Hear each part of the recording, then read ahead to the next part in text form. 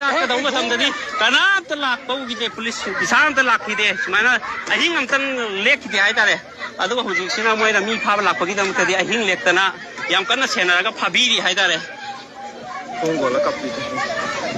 सी यंगो नुंगाइबा थौदोक अम तेंगमिनासिको ma'am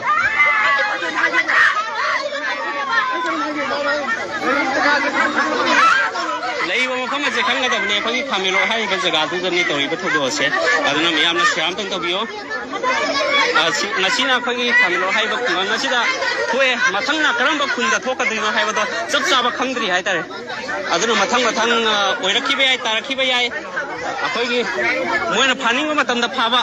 अखोगी पुखी मनुंगदा लैबा ngaga चप मानाना अखोई Meitei मचासिंगसिबु तौरी honorary हाइतारे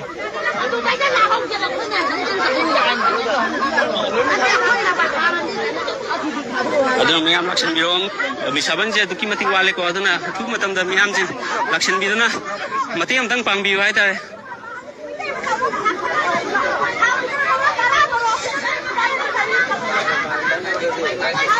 हाइरोगा ओंजलरोगा करी हाइरे मोइना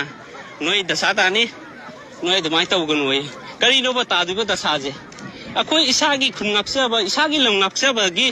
दमकता थोए युमदगी तुबम जाबम खंगदना अहिं नुथिनाइदना थोए अदो होजी कतंग नेमदरे